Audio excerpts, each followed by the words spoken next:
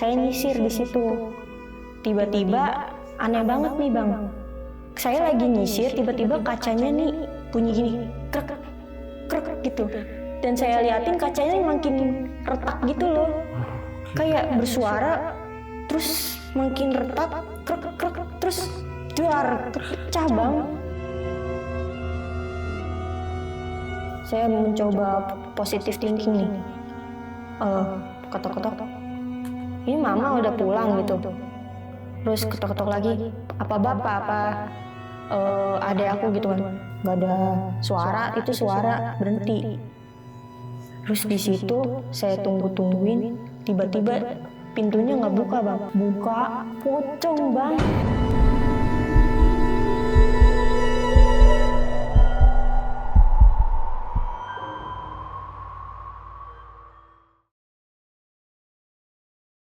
Assalamualaikum warahmatullahi wabarakatuh. Balik lagi di channel Kisah Tengah Malam bareng gua Viko Fugara. Dan malam kali ini seperti biasa nih, gua udah kehadiran narasumber yang bakal menceritakan pengalaman horornya sewaktu tinggal di daerah Bekasi. Langsung aja sapa sebelah gua udah ada Kak Hesti nih. Selamat malam Kak Hesti. Selamat malam. Sehat Kak? Sehat. Alhamdulillah. Oke Kak, ini kan cerita horornya di rumah Bekasi nih ya. Iya. Nah, di sana tahun berapa sih nempatin? 2019. 2019. Iya. Sampai berapa lama? Sampai tahun 2023. Nah itu pindahnya karena apa nih? Karena emang serem atau ada yang lain nih? Ya gitu. Oh, banyak ada teror. gangguannya ya? Iya. Oke. Nah ini kontrakan atau apa nih? Kontrakan cuma lumayan besar gitu. Oh, satu rumah gitu? Iya, Oh. kayak rumah sih cuma dikontrakin. Oke, oh bukan kontrakan kayak pada umumnya nih, yang Iya. biasanya kan yang per kamar gitu. Iya, betul. Kalau ini full satu rumah. Berapa lantai? Satu lantai, Satu cuma lantai. emang gede aja gitu. Oke. Nah yang ngalamin horornya ini sekeluarga atau cuman KST doang? Yang ngalamin tuh sekeluarga, cuma yang sadar merhatiin aku doang. Maksudnya yang lebih ini kali ya, sadar ya, apa, Iya. fokus ya. Iya. Oke, mereka berarti yang keluarga ini mungkin cuek apa masa bodoh aja kali? Mungkin kiranya emang kebetulan sialnya mereka aja Iya, gitu. iya. Jadi nggak ada yang ini lah ya, maksudnya nggak ada yang notice lah ya. Iya, betul. Oke. Untuk cerita lengkapnya mungkin kita tahan dulu ya Kak ya. Oke. Bagi kalian nih yang penasaran dengan ceritanya Kak Hesti, simak terus sampai habis, jangan skip. Dan sebelum mulai, seperti biasa nih, gue mau ngingetin buat kalian yang pengen ngirim cerita juga seperti Kak Hesti di sini, bisa langsung klik link yang ada di deskripsi bawah ini. Dan satu lagi nih buat kalian yang udah nonton tapi belum subscribe, langsung aja klik tombol subscribe sekarang agar kita makin semangat memberikan asupan-asupan horor ke kalian. Oke, nggak usah lama-lama lagi, Kisah Tengah Malam dimulai.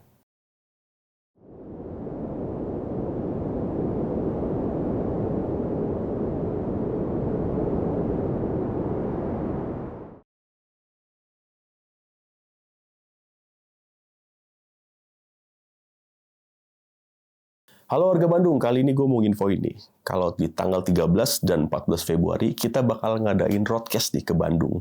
Tepatnya sekitaran daerah Setiabudi. Jadi buat Sobat Tengah Malam nih, yang berada di daerah Bandung, yang mau ngirim cerita ke channel kita nih, dan nanti cerita langsung di sana, bisa langsung klik aja nih, link WhatsApp yang ada di deskripsi di bawah ini. Nanti tinggal klik aja tuh link yang ada di bawah di deskripsi, dan nanti itu bakalan langsung kehubung ke WhatsApp admin kita. Jadi buat Sobat Tengah Malam yang di daerah Bandung, langsung aja dikirim cerita kalian dan cerita langsung di channel Kisah Tengah Malam. Sampai jumpa di Bandung nih.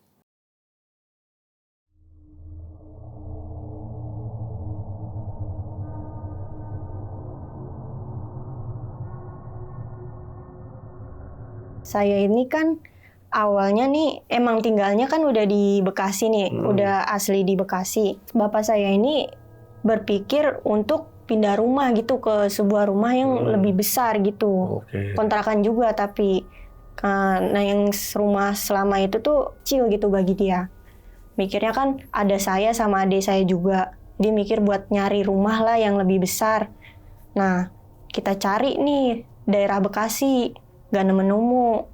Lama-lama nemu nih sebuah rumah yang lumayan rada besar. Tapi daerah depannya nih kuburan, belakang juga kuburan. Depan belakang? Iya, sebelahnya ada musola. Sebelah persis ini timbang ada gang kecil segini, nih musola, ini rumah. Tapi musolanya ini kelihatannya kayak udah terbengkalai gitu loh. Oh iya. Iya. Di situ kita coba nih tanya-tanya, ini yang punya kontrakan ini siapa? Ini kontrakan apa rumah sendiri nih? oh ini kontrakan. Itu pas ngepasin, pas itu ada ibu-ibu yang lewat gitu. Nah terus yang punya siapa? Yaudah yuk ikut saya nih deket rumah saya gitu. Saya sama bapak saya sama mama saya ngikutin nih, lumayan lama juga nih nyampe rumah ibu kontrakannya. Nanya-nanya seputar rumah ini. Terus dibawain kunci nih, dibukain pintunya. Nah masuk nih.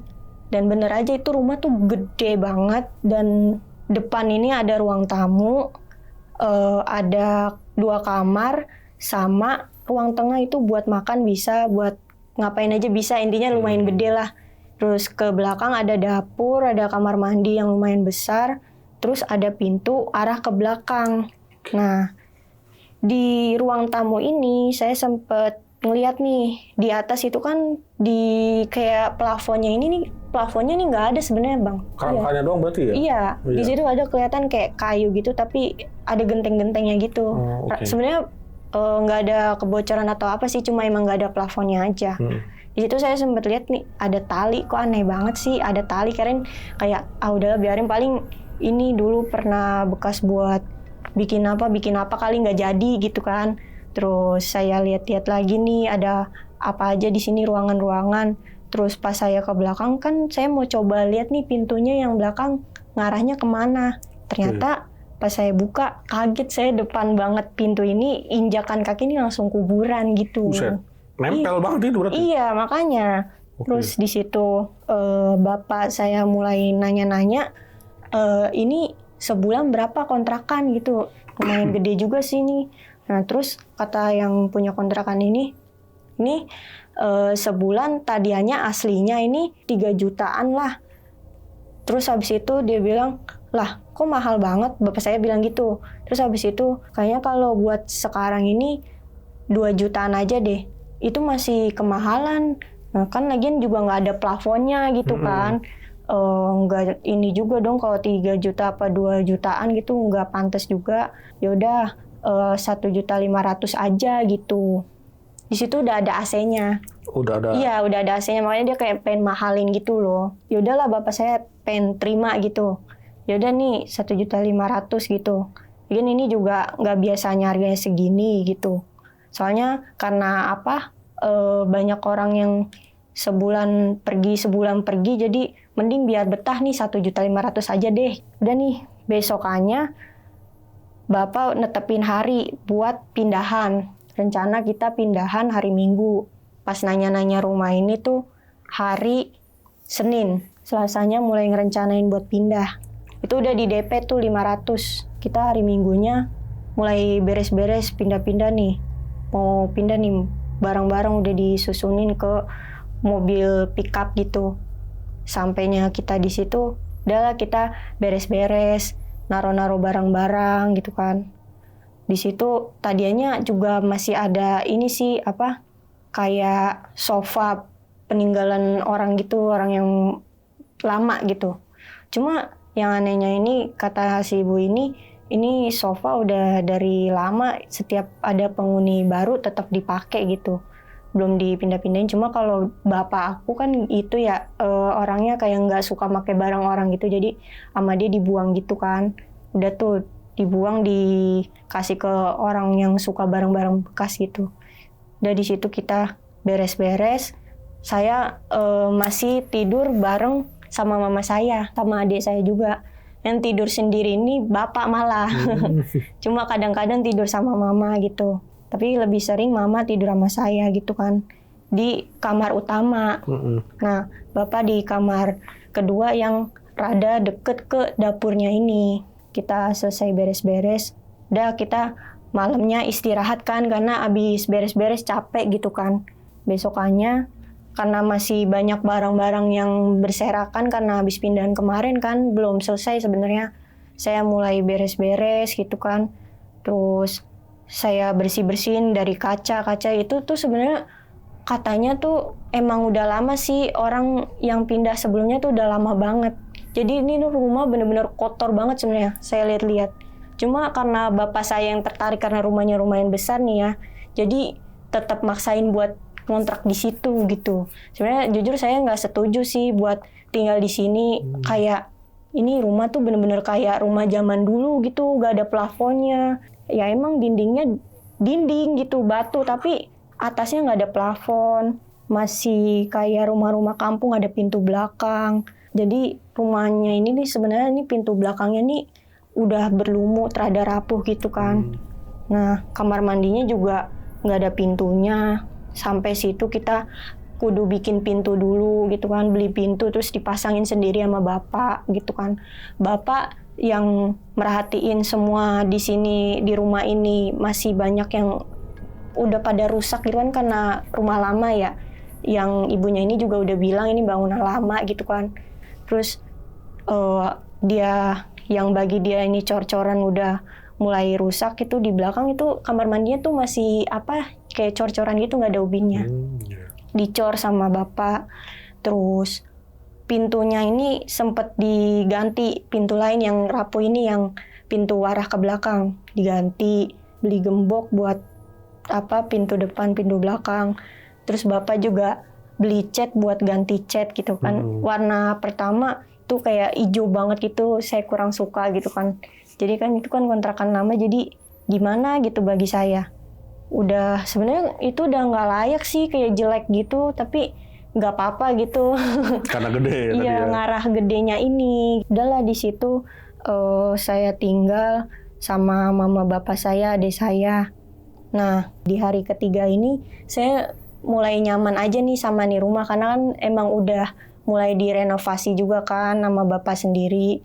Terus sambil manggil tukang gitu buat bantuin beres-beresin apa yang rusak-rusak ini, dibenerin gitu kan. Sempet nemuin handle pintu depan ini juga rada rusak gitu, kayak oglek-oglekannya itu kayak rusak gitu loh. Bagian teras ini itu lumayan luas juga, cuma depan ini banyak banget rumput-rumput pada tinggi. Itu di situ banyak banget, banyak lumutnya juga. Ini kayak ada jalanan arah keluar gitu buat keluar rumah. Tapi banyak lumutnya gitu kan, licin ya kalau hujan. Jadi dicongkel-congkel gitu lumutnya, diberesin dan dibersih-bersihin gitu deh. Hari pertama sampai hari ketiga kan saya udah mulai nyaman tuh. Sampai hari kelima itu saya waktu di pagi hari itu mulai nih berangkat sekolah. Pulang jam 12 siang. Malamnya udah nih saya mau tidur. Saya tidur sama mama saya sama adik saya nih. Lama-lama saya udah tidur nih, udah nyenyak. Di waktu jam 12 malam ini, tiba-tiba ada yang ketok-ketok. Nah, itu yang dengar saya nih. Saya coba bangunin mama saya. Mama, ada yang ketok-ketok tuh. Saya nggak tahu itu jam 12 malam. Emang siapa sih ketok-ketok malam-malam gitu kan. Terus, itu ada orang kali gitu, coba tengok dulu kali aja. Ini penting. Terus mama coba nengok ke jam, siapa sih yang jam 12 malam gini datang ke rumah gitu. Nah, pas mama sama saya nih, saya ngikut juga karena kepo kan. Pas ke depan, ke ruang tamu ini, nggak ada yang ketok-ketok, tapi tiba-tiba ada lagi ketokannya, tapi dari belakang emang suaranya. Nah, ternyata dari tadi emang ketokannya tuh dari belakang. Pas dibuka pintu belakang ini, mama saya yang buka, saya ngikut tuh. Nggak ada siapa-siapa gitu. Nggak ada siapa-siapa. Mama saya sempat kesel. Siapa sih malam-malam kayak gini iseng gitu. Udah tuh ditutup sama mama saya pintunya. Besokannya mama saya nih coba nih pas pagi-pagi tuh pas lagi berangkat beli sayur, dia coba nanya ke orang, emang kalau jam 12 malam bocah masih pada main ya? Kok pintu belakang saya diketok-ketok sih, songong banget gitu. Nggak ada lah Bu. Lagian rumah ibu kan juga masih hitungannya jauh dari rumah-rumah kita gitu yang kontrakan masih pada nyatu-nyatu. Rumah ibu kan dibilang itu bisa rumah yang sendiri gitu. Sebenarnya ini rumah ini sebelahnya ada rumah yang sama juga, gede banget tapi rada kesinian gitu, rada ada jaraknya lumayan jauh. Tapi saya ini nggak pernah lihat ini penghuni ini wujudnya kayak gimana, orangnya kayak gimana. Cuma saya di situ cuma bisa lihat ada mobil, ada rumah itu gitu. Tapi ini nih AC tuh sebenarnya nggak pernah nyala AC-nya orang ini, terus lampu juga nyala mulu, saya nggak pernah lihat penghuninya juga. Nah di situ saya juga sempat heran pas pertama-tama saya tinggal di situ. Saya kira emang paling ini orang pekerja yang sibuk banget kali nginep di luar kota gitu kan. Udah tuh mama saya denger gitu dari ibu-ibu ini, masa sih ya kali aja itu apa kata ibu-ibu ini lagi, kali aja ada orang yang emang pengen nemuin ibu cuma karena nggak buru-buru ibu buka pulang lagi kali gitu, orang penting itu paling gitu. Oh iya kali ya, cuma saya nggak tahu nih siapa, apa ibu kontrakan gitu ya. Udah mama saya udah tuh nggak peduli, abis dibilang kayak gitu udahlah dia tenang gitu kan, kirain kayak bocah kalau songong pengen diomelin gitu. Udah nih pulang. Nah pas saya pulang itu diceritain sama mama saya kan, saya nanya-nanya tuh besoknya itu kan saya seharian di rumah tuh ngerjain tugas di rumah. Terus pas siang ini mau ke sore sebenarnya, jam 14.35an gitulah lebih.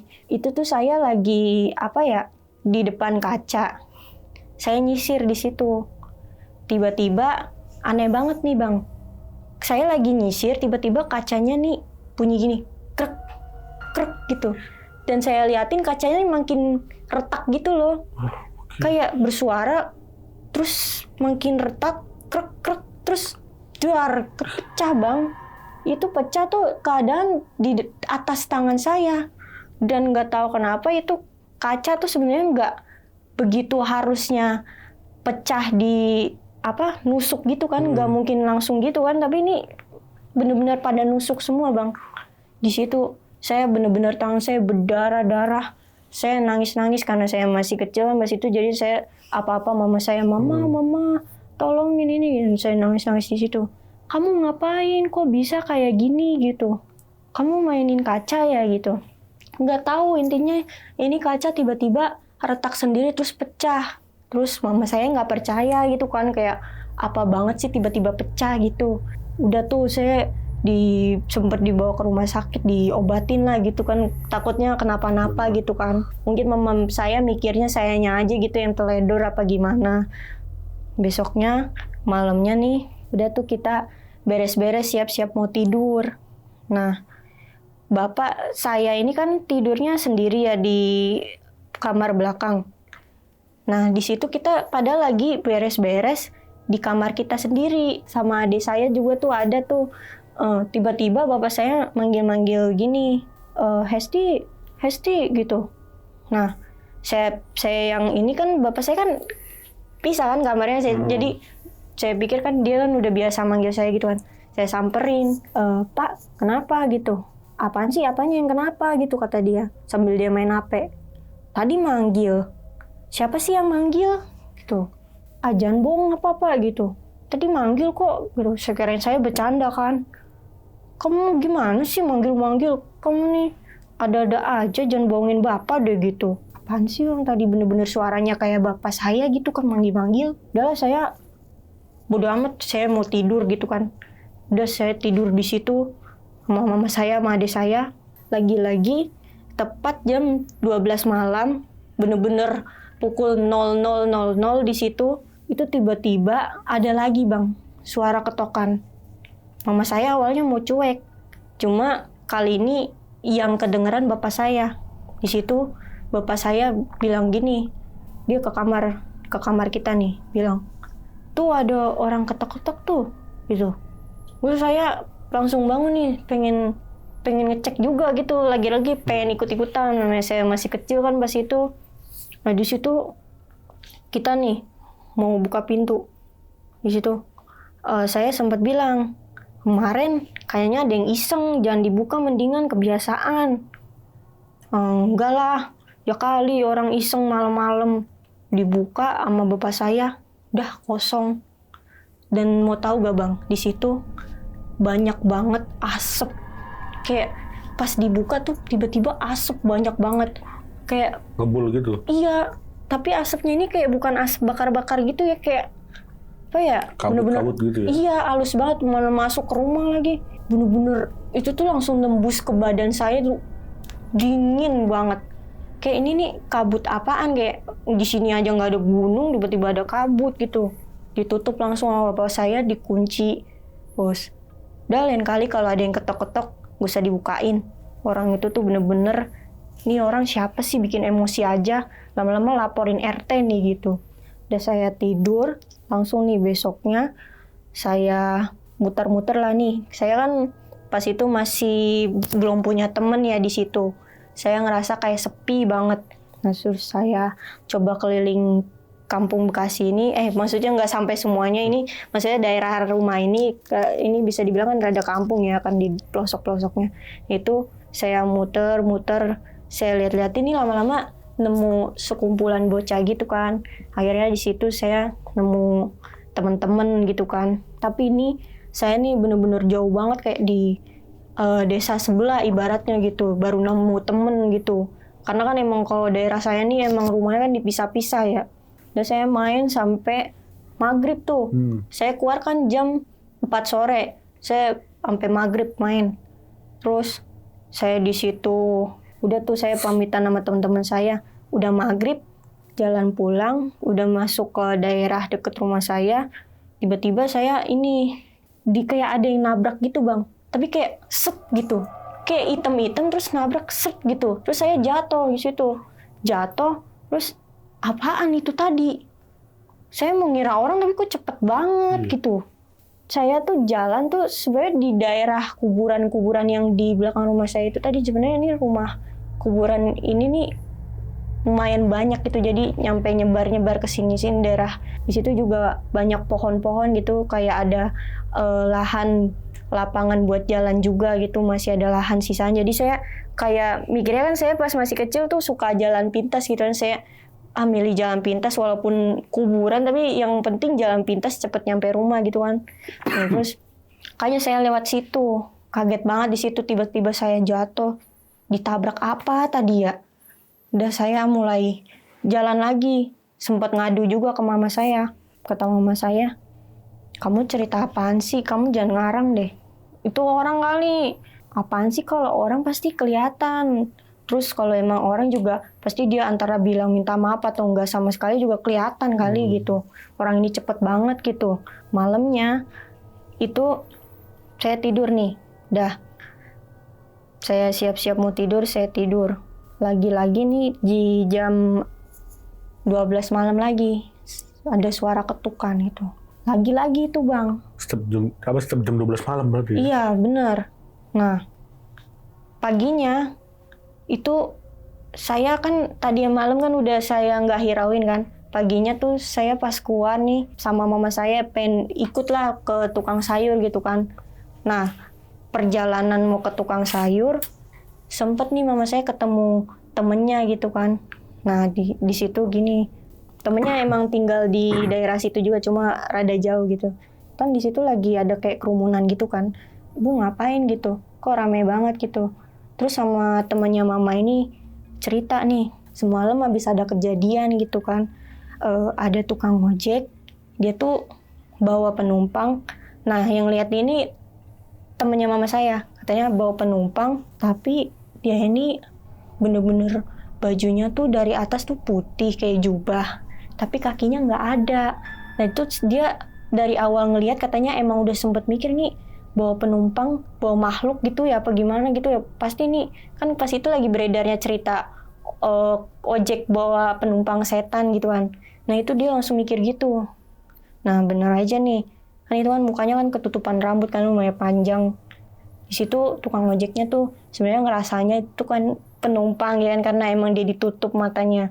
Diperhatiin sama temennya mama saya ini, itu dia arahnya tuh ke kuburan yang di depan rumah saya ini. Itu di situ tukang ojeknya ini dilihat-liatin nih berhenti di situ, terus nurunin penumpangnya. Katanya si tukang ojeknya ini bilang gini, "Daya ini jadi 25.000 gitu." Terus katanya si makhluknya ini bilang, "Tungguin di sini ya, saya mau ambil uang dulu tuh di rumah saya." Jadi katanya menurut penglihatan tukang ojek ini, yang dia lihat itu di situ bener-bener rumah tapi rumah sederhana gitu.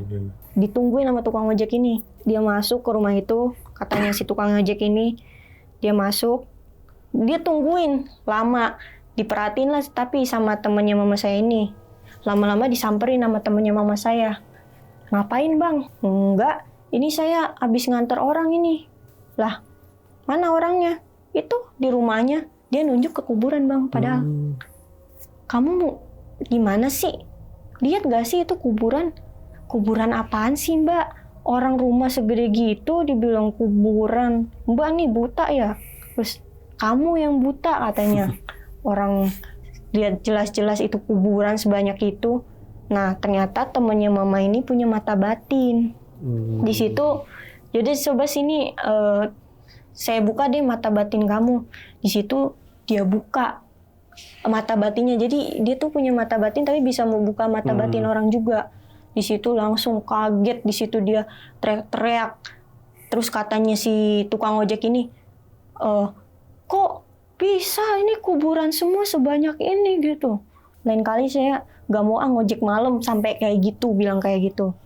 Terus dia teriak lagi-lagi, dia nengok ke kuburan, dia teriak-teriak, itu apa mbak terbang-terbang, dia minta ditutup lagi mata batinnya.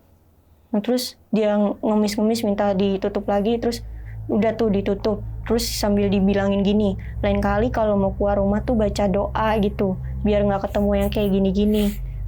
Ya mbak saya nyesel. Jadi udah kan tuh teman mama nih udah cerita semuanya. Di situ mama saya bener-bener kaget. Terus kok emang ini kuburan apa sih? Kok tiba-tiba seharusnya kan kalau orang udah dikubur kan udah ya tenang gitu, udah nggak gentayangan. Tapi ini tuh bener-bener kayak kuburan keramat aja sih, banyak yang gentayangan gitu. Terus sama temennya mama bilang gini, namanya kuburan, mau kita lihat apa nggak lihat pasti banyak lah yang udah gelantungan di situ. Tapi kan kita kan, kamu nih, kamu nggak ngelihat karena kamu kan nggak punya mata batin. Saya tiap hari ngelihat gitu. Udah tuh di situ, saya kan dengerin kan karena saya mau ikut mama saya ke tukang sayur. Udah di situ kita ngobrol, mama saya ngobrol panjang lebar. Udah lanjut ke tukang sayur, terus pulang. Lagi-lagi nih pas kita tidur, ada lagi nih suara ketok-ketok. Cuma ini di jam 1. Lagi-lagi saya ngecek nih, jam berapa ini. Di situ menunjukkan jam 1. Udah saya di situ bodo amat lah, cuek. Dan lagi-lagi emang seringnya saya yang denger sih itu ketokan. Jadi ini udah jadi rutinitas setiap malam itu selalu ada ketukan, tapi saya udah bodo amat, udah biasa gitu. Daripada lagi-lagi kesel kan buka pintu nggak ada siapa-siapa. Udah 1 tahun berjalannya tinggal di situ. 1 tahun kemudian nih, saya udah masuk ke SMP kelas 1. Tapi itu pendaftaran online kan karena ini kayak pandemi gitu. Udah tuh saya PJJ, pelajaran jarak jauh kan itu di rumah. Saya ngerjain tugas. Tiba-tiba saya kepikiran buat ke belakang dulu nih. Niatnya mau bikin nasi goreng. Belakang udah tuh.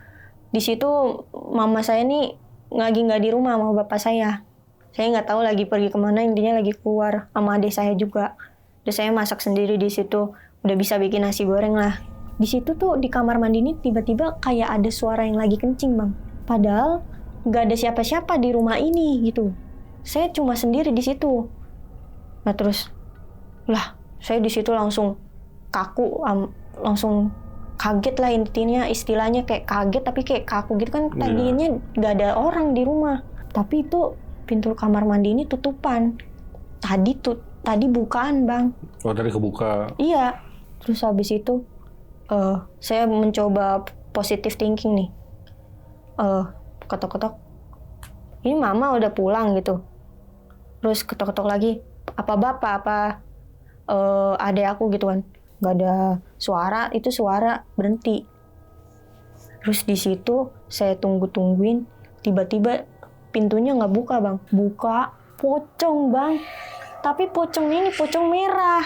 Merah? Iya.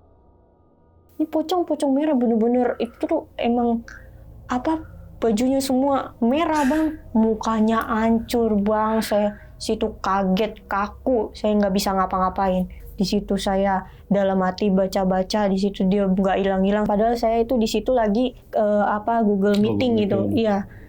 Itu di situ saya udah dipanggil-panggil guru saya sampai belum nyamperin. Gara-gara saya ke belakang tadi kan, tapi ditambahin ada aja ujiannya itu di belakang tadi.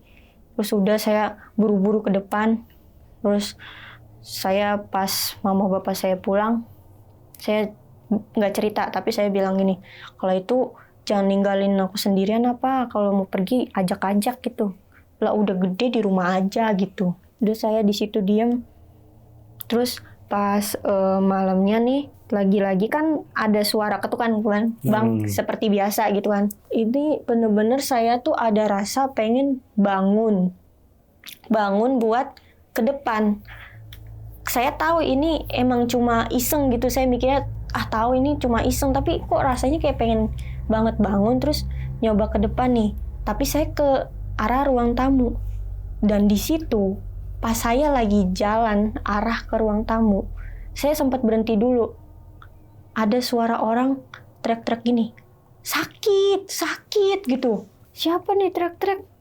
Nah ini harus buruan aku lihat gitu. Takutnya orang kenapa-napa, apa orang dibegal, apa orang dijahatin orang gitu kan. Baru nyampe ke ruang tamu, belum nyampe ke ruang tamu, baru nyampe setelah mau ke ruang tamu, itu bener-bener saya lihat di situ terang-terangan ada orang lagi gantung diri.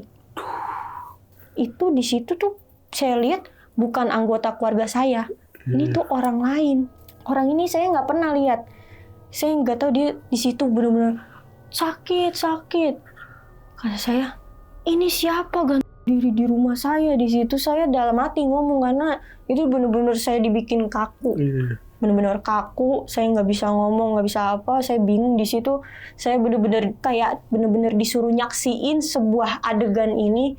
Di situ tuh saya lihat tuh talinya tuh kayak makin ini, lehernya tuh jelas-jelas saya lihat kayak ininya tuh kayak makin krek. Oh, makin keras gitu ya, keras ya. Iya, di situ ada darahnya bang, cucuran ke bawah, dia bilang sakit, terus lama-lama gak ada suara, terus putus, badannya jatuh bawah, palanya nyangkut di atas. Terus lama-lama di situ saya bisa teriak kayak, wah tolong gitu kan. Saya awalnya tuh kayak ngira di situ beneran orang bunuh diri di rumah saya kan. Terus pas itu kan lampu mati ya, tapi itu di situ bisa ngeliat jelas orang bunuh diri ini. Nggak tahu kenapa mata saya dibikin gimana, tiba-tiba bapak saya keluar, bapak saya nih yang bangun duluan, terus baru mama saya, adik saya tidur. Di situ bapak saya langsung nyalain lampu. Kamu kenapa sih teriak-teriak gitu? Lagian juga ngapain nih jam segini tengah malam bangun terus teriak-teriak nggak jelas. Itu ada orang gantung diri. Pas saya nunjuk, itu tuh tinggal tali yang saya lihat pas itu di ruang tamu yang saya sempet penasaran. Itu talinya goyang-goyang bang, goyang-goyang kayak bener-bener bekas buat bunuh diri tadi. Tapi yang saya lihat di situ semua ini lantai bersih, sofa-sofa semua bersih. Dan tadi pas saya ngeliat orang gantung diri ini, itu tuh yang saya lihat, itu tuh nggak ada sofa saya, nggak ada meja, bener-bener semuanya tuh kosong. Cuma ada minuman alkohol yang di pinggiran. Jadi ini tuh kayak suatu gambaran gitu loh bang. Cuma saya nggak tahu ini tuh siapa dan dia kenapa gitu loh. Di situ saya langsung sadar. Nah di situ kan saya juga udah lumayan beranjak usia yang lumayan udah gede gitu lah. Jadi saya mulai mikir-mikir yang rada kesana, kayak mungkin ini orang yang udah meninggal tapi dia tuh pengen ngasih tahu saya apa ya, kalau dia tuh mati karena bunuh diri, ini gentayangan saya jadinya. Cuma saya nggak tahu ini dia tuh tinggal di mana gitu. Terus di situ saya bener-bener tutup, sebenarnya panas dingin. Saya bilang ke mama saya, "Mah, tiba-tiba nggak enak badan nih, udah mau tidur aja gitu." Terus sambil dipegangin mama saya, tiba-tiba ternyata kok panas banget sih, panas banget badannya gitu. Udah saya buru-buru ditidurin. Pagi-paginya saya bangun itu masih nggak enak badan bang. Saya demam di situ ternyata. Terus udah tuh kita ke puskesmas, saya sama mama saya. Terus di situ sebenarnya pas dicek ini, tadinya kan saya sempet ngerasa kayak apa sih, ini badan nih bener-bener berat banget kan, selain demam nih bener-bener badan tuh berat banget, kaku banget. Saya juga napas saya kayak rada sesek banget gitu. Di puskesmas ini ngeluh ke bidannya, dia bilang gini, "Kamu saya cek cuma demam kok, nggak ada keluhan apa-apa." oh ya tadi katanya sesak napas ya. Terus kayak coba di periksa-periksa lagi, nggak ada gitu bang. Cuma demam gitu, keluhan kamu tuh cuma demam. Mungkin kamu kurang vitamin aja kali, minum vitamin nih biar badan kamu rada ringan gitu kan. Udah di situ saya pulang, udah tuh di situ saya pulang, terus minum obatnya, saya istirahat yang cukup. Nah sorenya sebenarnya saya masih rada demam nih, cuma udah mendingan. Saya keluar, itu saya pengen ke belakang nih. Tapi kayak mau nginjek belakang ini di daerah dapur ini, pas nginjek lantai pertama arah mau ke dapur ini kayak panas banget. Itu panas bang ubinnya. Saya nginjek panas banget gitu. Saya langsung mundurin lagi nih kaki saya. Tapi saya butuh ke dapur gitu kan, saya mau minum gitu kan. Pengen minum obat gitu. Terus habis itu saya udahlah cuek aja gitu. Panas banget di situ. Terus setelah saya beberapa langkah di situ, tiba-tiba di belakang saya ada yang ketawa. Ada yang ketawa. Pas saya nengok ke belakang, siapa nih ketawa? Nengok ke belakang tiba-tiba ada orang yang mirip banget kayak orang yang berdiri di ruang tamu bang. Tapi ini dia tuh tiba-tiba bawa-bawa kayak celurit gitu, terus tiba-tiba dia nunjukin di saya gini sambil ketawa sambil dia gini krek gitu lehernya sendiri, dia sambil ketawa. Jadi tiba-tiba terus kepalanya jatuh dalam keadaan nyengir gitu. Di situ kayak suasananya tuh kayak bener-bener panas, bener-bener beda gitu, kayak bukan lagi di rumah saya. Tiba-tiba semuanya hilang, terus kayak saya tuh kayak baru sadar dari mimpi gitu loh bang. Dan saya langsung buru-buru ke kamar, terus cerita ke mama saya. Kan tadi kan saya sempet teriak sebenarnya pas orang ini, si makhluk ini tiba-tiba muncul gitu kan. Mama, kan cerita nih ke mama saya. Ma tadi habis ada penampakan kayak gini-gini, tiba-tiba nganuin lehernya sendiri. Ngapain sih cerita-cerita kayak gitu? Emang kamu habis ngapain tadi? Aku habis dari belakang ngambil minum. Masa mama nggak denger sih tadi aku teriak-teriak sampai minta tolong? Mana ada sih kamu teriak-teriak, orang mama nggak denger apa-apa. Jadi tadi tuh pas saya di dapur itu kayak masuk ke dimensi lain bang. Udah saya tenangin diri saya. Di situ saya mau fokus sama keadaan saya yang lagi demam gitu. Saya pengen nyehatin diri saya biar besok juga PJJ lancar gitu. Ada kali nih udah 1 tahun kemudian, ini nih mama saya sendiri yang nyaksiin kejadian yang seperti saya lihat. Tapi saya ini lagi tidur. Ini mama saya ini udah cerita lah intinya ke saya gitu kan. Dia ngelihat apa yang dia lihat ini. Jadi mama saya ini kan katanya kebangun dari tidurnya. Dia itu pengen keluar, pengen minum, haus lah. Gitu kan, namanya orang kebangun kan dari tidur kan haus ya bang. Keluar, terus coba-coba nih sambil ke ruang tamu gitu kan, duduk dulu pengen minum. Katanya dia nyaksiin bang, apa yang saya ceritain. Ternyata yang kamu bilang itu bener, adanya yang namanya tiba-tiba orang berdiri gitu. Mama saya yang udah ngerasa janggal sama rumah ini, mana rumahnya emang dari awal aneh kan bang. Saya bilang, mama kalau mau lihat itu atas itu di ruang tamu itu ada tali. Gak usah dipikir-pikir lagi, emang itu tuh kayaknya tali tuh pasti bekas sesuatu. Coba deh besok kita ke yang punya kontrakan. Ini saya nih di kontrakan ini udah berada di situ ada kali 2 tahun 2 bulan gitu kan. Saya bilang besok kita ke yang punya kontrakan ya, sama aku juga ya gitu. Sesudah pagi-pagi banget kita jalan di perjalanan tiba-tiba ada nenek-nenek nyegat kita, tunggu dulu, kamu kemana nih? Mau ke yang punya kontrakan. Terus ditanya, mau ngapain emang? Mau ngaduin soal sesuatu sih, sebenarnya saya ngerasa nggak nyaman nih sama kontrakannya dia. Terus, oh kayaknya saya tahu deh, saya paham deh maksud kamu.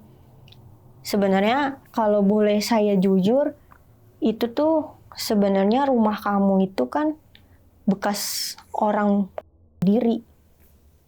Di situ langsung kaget di situ. Berarti firasat saya selama ini bener. Apa jangan-jangan setiap bayangan yang dinampakin ke saya selama ini itu adegan yang orang ini bunuh diri beneran. Saya cerita ke nenek itu, ya emang kayak gitu kok, bener. Tapi saya bilang ke nenek ini, tapi talinya masih ada gitu. Kenapa nggak disingkirin, kata si neneknya ini. Nggak tahu, saya dari awal datang sini itu tali emang ada gitu. Di situ tuh kayak bekas kayak udah digunting gitu loh. Digunting bulatannya doang gitu kayaknya. Terus dia juga cerita sebenarnya kuburan-kuburan di sini tuh paling sering buat nguburin orang-orang bekas kecelakaan. Jadi yang dikuburin di situ sebenarnya orang-orang yang banyaknya yang orang-orang yang nggak utuh gitu dikuburin di situ. Dia juga cerita ada orang yang dikuburin palanya misa lah, ada orang yang dikuburin bener-bener hancur jadi bangke gitu katanya dikuburin di situ. Mama saya yang udah mulai percaya dengan semua itu karena mama saya udah nyaksiin sendiri kan. Udah di situ dia buru-buru di sini langsung bilang, "Yaudah Nek, makasih ya, saya buru-buru gitu kan." Dan nih ke rumah yang punya kontrakan. Mama saya sebenarnya tadinya kayak mau marah, tapi kayak ditahan-tahan. Dia nanya gini, "Bu, kenapa sih nggak bilang kalau dari awal ini rumah sebenarnya bener-bener gak bisa untuk ditempatin dulu gitu. Kenapa nggak dibiarin dulu gitu kan? Kalau emang bekas orang gak diri, aturan bener-bener dibersihin dulu, disuciin dulu, rumahnya dibikinin selamatan apa gimana kek. Terus ini rumah malah dibiarin gelap terus kosong, abis itu nggak pernah dibersihin banget, mana tali bekas orang bunuh diri dibiarin lagi, malah dikontrakin ke orang." Terus ibunya ini bilang, "Kamu tahu dari mana?" Tadi ada nenek-nenek yang bilang, "Saya juga sering mimpi-mimpi aneh-aneh nih." Nah, habis itu di situ ibu yang punya kontrakan ini bilang gini, "Saya sebenarnya mau minta maaf yang sebesar-besarnya. Saya selama ini nggak jujur. Memang rumah ini bekas orang nggak diri. Cuma karena saya yang butuh uang, jadi setiap orang yang masuk saya perbolehkan tanpa dia tahu apa-apa. Intinya saya nggak tahu itu selalu setiap baru sebulan pindah. Ada yang pernah cuma 2 minggu pindah. Katanya ngeluh hawanya panas banget. Tapi saya cuma bisa bersabar ngadepin orang-orang yang pindah-pindah terus sampai akhirnya kamu yang paling lama tinggal di sini. Saya udah bersyukur banget. Saya takut kalau saya jujur kontrakan saya nggak laku gitu." Bener. Panjang lebar lah, mama saya sempet marah-marah juga kan ke yang punya kontrakan ini. Pokoknya yang punya kontrakan ini tuh bener-bener minta maaf. Terus dia bilang, "Saya bakal kurangin lagi deh harga kontrakannya." Emang mau ngurangin berapa? 700 deh sekarang. Situ. Yaudah, saya tinggal di sini. Bakal tinggal di sini 3 hari lagi aja deh. Saya sambil nyari-nyari tempat lain. Mama saya udah marah gitu kan. Selama ini dia nggak jujur. Yang punya kontrakan ini bilang, "Kenapa nggak sebulan aja? Pasin sebulan aja nih. Saya kurangin jadi 700 deh." Enggak, saya udah nggak betah ya. Udah tuh 3 hari buat sambil nyari-nyari kontrakan lain gitu kan. Di situ dan nih pulang malamnya pas kita tidur di situ sebenarnya saya masih melek tapi saya sambil meremin mata saya gitu. Saya sambil merem sambil kayak doa sebelum tidur lah, sambil jikir-jikir gitu kan. Kayak saya dari kecil tuh kalau mau tidur sambil jikir-jikir dulu gitu. Tiba-tiba mama saya kan sebelah saya nih. Tiba-tiba mama saya gini, gitu. Terus habis itu mama saya tiba-tiba teriak kayak, "Hes, tolong Hes," gitu. "Tolongin mama," gitu. Tapi saya lihat mama saya ini sambil tidur gitu. Saya gini, saya goyang-goyangin, saya nyalain lampu dulu, saya goyang-goyangin, "Ma, bangun, Ma." Gitu. Terus dia bangun langsung bangun kayak orang kaget gitu, kayak orang habis pingsan gitu. Pas saya tanyain, "Kenapa sih teriak-teriak?" Katanya dia bilang, dia mimpi, dia tuh kayak udah didatengin kayak kuntilanak, tapi ini bener-bener mulutnya tuh lebar banget kayak mau gerakot dia gitu, kayak mau makan dia gitu. Tapi di situ saya tuh ada, dan saya tuh nyamperin mama saya, ikut bantuin narik mama saya sampai saya tiba-tiba bangunin dia.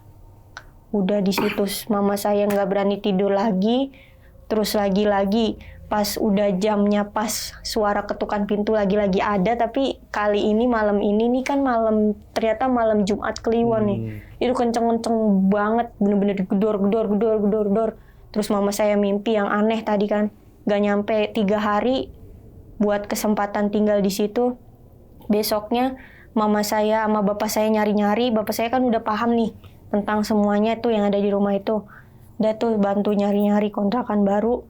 Terus udah nemu, langsung pindah. Tanpa mikir-mikir, 1 hari itu dicukupin buat pindahan. Jadi bapak saya tuh nyari truk aja gitu buat semuanya. Barang-barang langsung pindah. Udah. Bersehari langsung pindah ya gitu. Iya, karena udah nggak tahan banget gitu sama teror-teror yang ada di situ. Nah, berarti selama ngontrak di rumah itu yang pernah ditunjukin adegan tadi ya dirinya, berarti cuman KST sama mamanya. Bapaknya pernah ngeliat nggak? Yang pertama saya nggak pernah. Nggak pernah ada cerita apa-apa dia? Dia cerita tuh cuma, bukan cerita dia ngeluh tuh setiap hari panas banget. Bener-bener panas banget, rumah ini tuh bener-bener panas banget. Terus kalau udah nunjukin pukul tengah malam nih, hawanya malah dingin banget gitu. Padahal nggak, tinggal di daerah gunung, Bekasi. Iya. Oke. Nah, tapi info dari yang punya kontrakan nih, itu yang jadi yang kontrak di situ atau orang lain? Iya.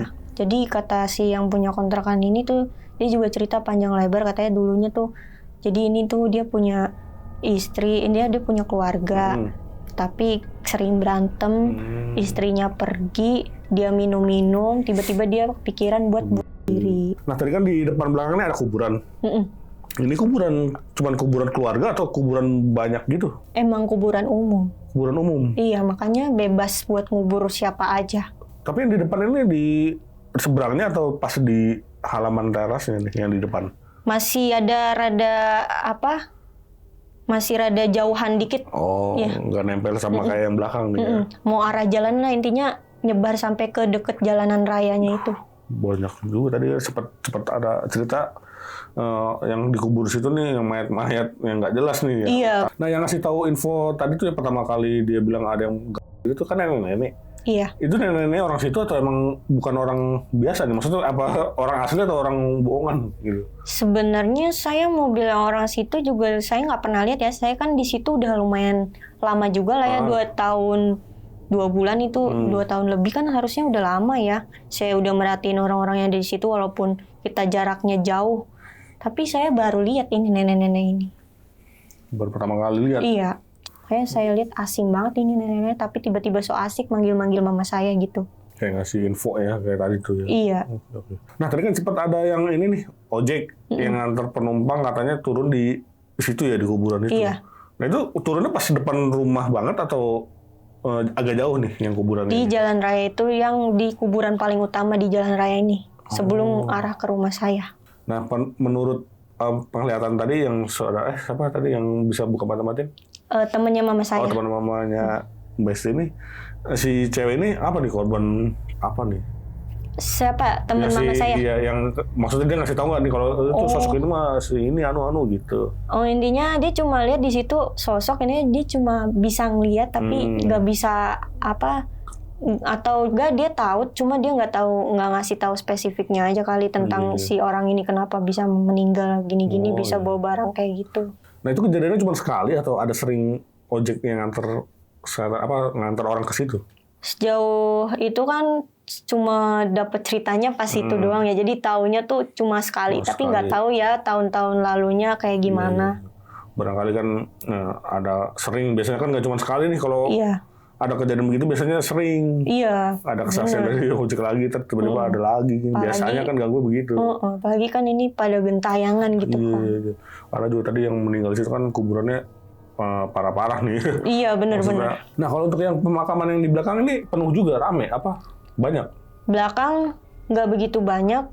Cuma banyak tapi nggak sampai kemana-mana gitu. Cuma kalau yang di belakang ini lebih kayak nggak keurus gitu, kayak ada batu-batunya gitu, tapi kayak lumutan banget, kayak itu tuh kuburan nggak ada yang punya keluarga gitu loh. Iya, kayak kuburan udah inilah ya, udah nggak ada yang ngurus ya. Iya, ada juga yang timbang ditaruhin kayak kayu kayak gitu-gitu, Iya.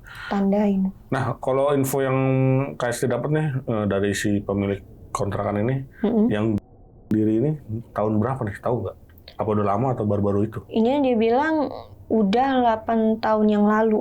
8 tahun yang lalu, dari tahun 2019 tadi ya? Iya. Yang awal nempatin.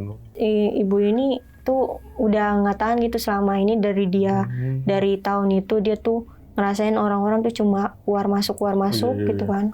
Iya. Nah, tapi kan itu tadi ada tali ya yang bekas gantungnya itu kenapa nggak dicopot sama yang pemilik itu? Tahu nggak? Nanya nggak? Enggak sih, cuma si ibunya ini kan cuma kayak ini ya, dia tuh pengen ini kontrakannya laku, udah gitu doang. Ya itu bekas orang gantung diri kan, saya sempat nanya juga kan kenapa nggak dicopot, tapi nggak dijawab sama dia yang itu. Itu juga aneh tuh ya. Maksudnya Mungkin dia kenapa? males. Iya, semalas-malasnya dia harusnya sih dicabut ya. Iya benar. Karena kan itu kan bekas ya, hal-hal yang begitu ngeri Iya juga. makanya.